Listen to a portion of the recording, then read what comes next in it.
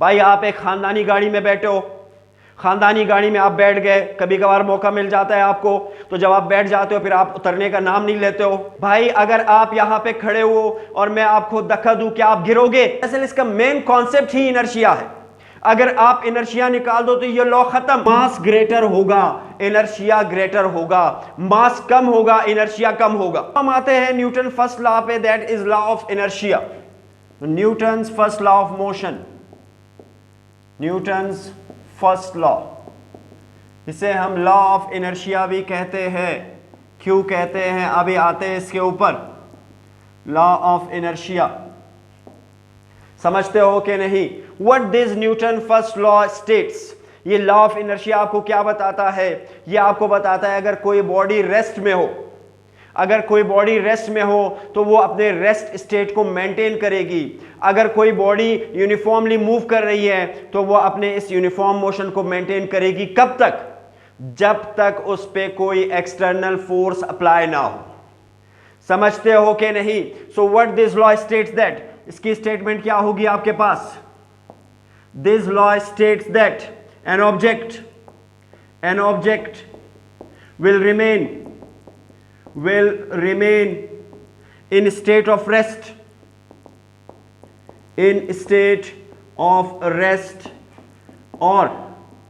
or keep moving in a straight line, कब तक? unless an external force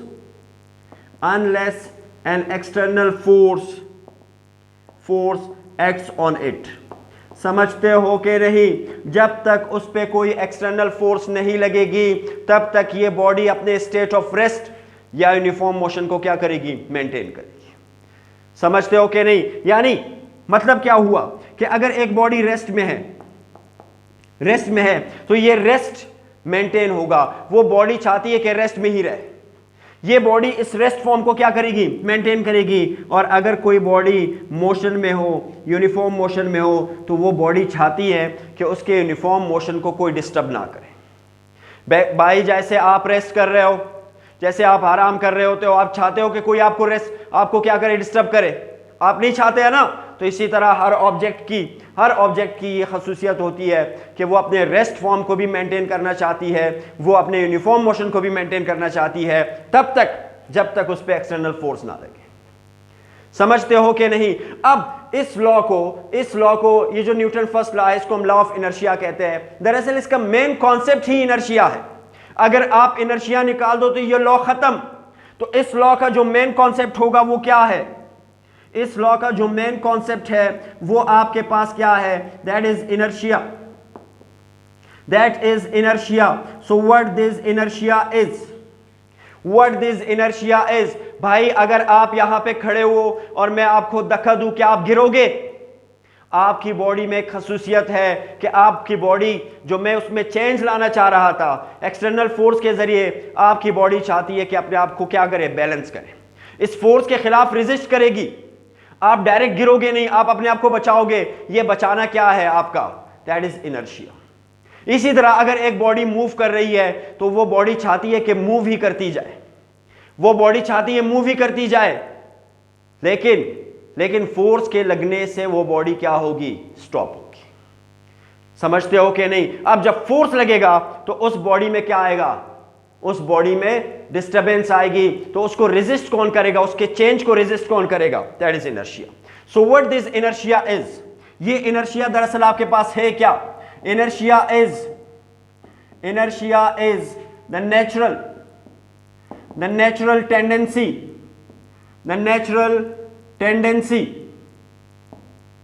tendency of an object किस लिए? To resist changes in motion, तो ये main concept है किस चीज का? फर्स्ट लॉ का, जिसे हम क्या कहते हैं? इनर्शिया कहते हैं। कि इनर्शिया नहीं चाहती कि उसका रेस्ट फॉर्म चेंज हो या क्या हो? मोशन। उसको रेजिस्ट कौन करेगा? इनर्शिया करेगा। इस प्रॉपर्टी को, ये जो नेचुरल प्रॉपर्टी है ऑब्जेक्ट्स की, इसे हम क्या कहते हैं? इसे हम कहते हैं इनर्शिया। ये इनर्शिया डिपेंड करता है किस चीज के ऊपर? Inertia depends on what? Depends on mass. Mass greater होगा, इनर्शिया ग्रेटर होगा। मास कम होगा, इनर्शिया कम होगा। भाई अगर आप एक हैवी ऑब्जेक्ट को जिसका मास ग्रेटर हो, अगर आप उसमें चेंजेस लाना चाहते हो तो आपको ज्यादा फोर्स रिक्वायर्ड होगा, क्योंकि इनर्शिया उस चेंजेस को क्या करेगी? रेजिस्ट करेगी। जितना मास ज्यादा होगा, रेजिस्ट ज्यादा होगा और वो बॉडी मूव करने के काबिल नहीं होगी। इसी तरह अगर एक हैवी बॉडी है, वो मूव कर रही है और आप हल्का फोर्स लगाना चाहो तो उसमें चेंज क्या होगा? आपकी फोर्स की निस्बत ज्यादा होगा। भाई आप पहाड़ के एक पत्थर को हिलाना चाहोगे तो आपके बस की बात नहीं, आप जोर लगाओगे लेकिन वो मूव नहीं करेगा। क्यों? क्योंकि उस बॉडी में चेंज की सलाहियत ज्यादा है। उस बॉडी में रेजिस्ट, जो आप चेंज लाना चाहते हो, उसमें जो रेजिस्ट करने की सलाहियत है वो आपके फोर्स से ज्यादा है। इसी तरह कोई ट्रक आ रहा है, आप उसको रोकने की कोशिश करोगे तो आप उसको स्टॉप नहीं कर सकते, क्योंकि आपके जो फोर्स है, जो अप्लाई फोर्स कर रहे हो, उसकी निस्बत उसका जो रेजिस्ट है चेंज के खिलाफ जो आप लाना चाहते हो, वो रेजिस्टेंस ज्यादा है। इसलिए बॉडी क्या होगी? जब मास ज्यादा होगा, इनर्शिया क्या होगा? इनर्शिया क्या होगा? ज्यादा होगा। और जब मास कम होगा, इनर्शिया भी क्या होगा? कम। समझते हो कि नहीं? आती है बात समझ? अब अगर इस लॉ की, इनर्शिया की, जिसे हम लॉ ऑफ इनर्शिया भी कहते हैं, अगर आप इसकी एग्जांपल्स देखें डेली लाइफ में तो वो एग्जांपल्स क्या हो सकते हैं? आप कोई भी एग्जांपल ले। ये जो चेयर पड़ी आपके सामने, जब तक आप इसको पुश या पुल ना करें, क्या ये चेयर कभी हिलेगी? क्या ये मूव करने के काबिल होगी? नहीं। समझते हो कि नहीं? तो अगर एक ऑब्जेक्ट है रेस्ट में, लेट्स सपोज मैं एग्जांपल लेता हूं चेयर की, अगर ये चेयर रेस्ट में है तो जब तक मैंने इस पे पुश और पुल ना किया हो, इस पे फोर्स अप्लाई ना किया हो, ये रेस्ट में ही रहेगी। ये रेस्ट में ही रहेगी। समझते हो कि नहीं? तो यहां मैंने बॉडी को लिया रेस्ट में। इसी तरह आप बैठे हो कार में, भाई आप क्या हो? मूविंग कार में बैठे हो। नेक्स्ट एग्जांपल देखें, आप मूविंग कार में बैठे हो, आपकी बॉडी चाहती है कार के साथ कि वो मूव ही करती जाए। भाई आप एक खानदानी गाड़ी में बैठे हो, खानदानी गाड़ी में आप बैठ गए, कभी कभार मौका मिल जाता है आपको, तो जब आप बैठ जाते हो फिर आप उतरने का नाम नहीं लेते हो, तो आपकी बॉडी क्या चाहती है? जाना चाहती है। और आप जबरदस्त इंजॉय कर रहे हो भाई, लेकिन अचानक से ब्रेक लगा, आपकी बॉडी आगे आई, क्योंकि आपकी बॉडी चाहती नहीं थी, आपकी बॉडी नहीं चाहती थी कि ये जो चेंज आया वो आपकी बॉडी इसके खिलाफ रेजिस्ट कर रही है। भाई ब्रेक क्या था? चेंज था। आपकी बॉडी ने रेजिस्ट किया, वो रेजिस्ट क्या था? इनर्शिया था। तो आपकी बॉडी मोशन की हालत में रहना चाहती है, लेकिन क्या हुआ? फोर्स ने आपके ख्वाब क्या कर दिए? चिकनाचूर कर दिए। अब आपको उतरना पड़ेगा। समझते हो कि नहीं? तो इसे हम क्या कहेंगे? This is called inertia.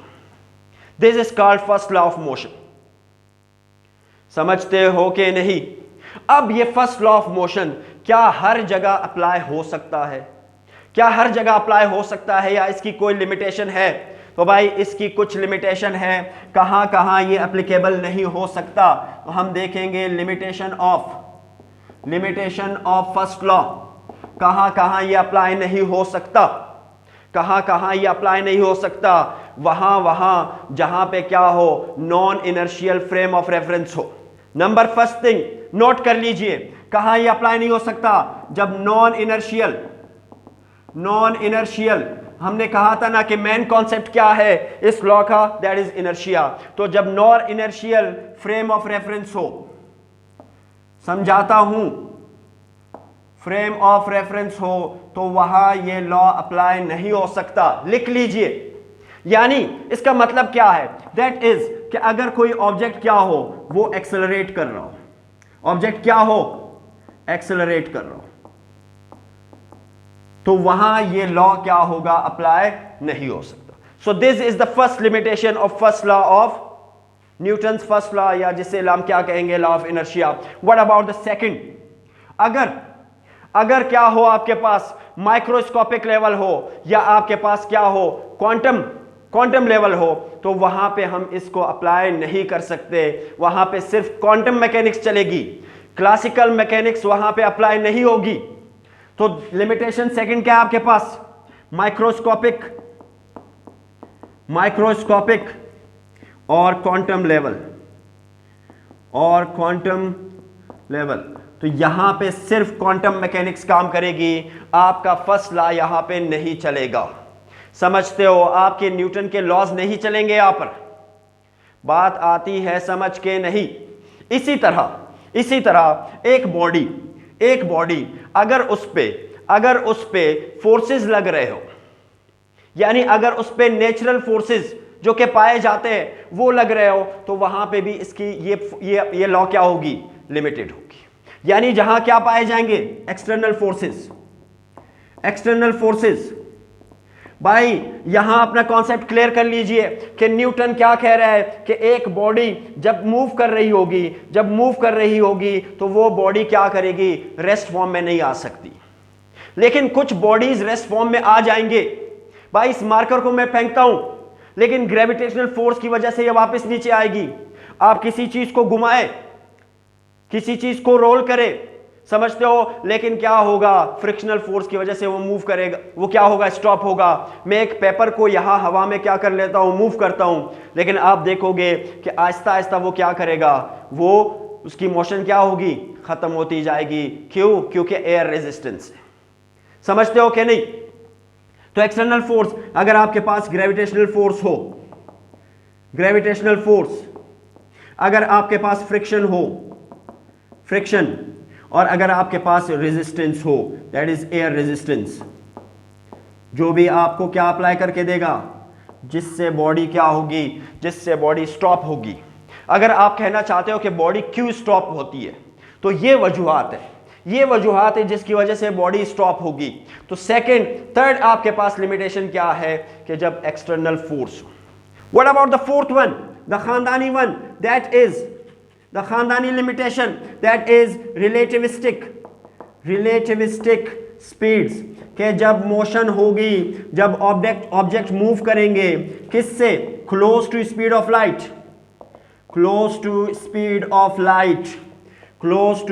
Of light, तो तब आपके पास फर्स्ट लॉ एप्लीकेबल नहीं होगा, बल्कि अप्लाई क्या होगा, थ्योरी ऑफ आइंस्टाइन्स रिलेटिविटी। समझते हो कि नहीं? तो दीज आर द लिमिटेशंस जहां पे आपका ये लॉ क्या होगा, लिमिटेड होगा।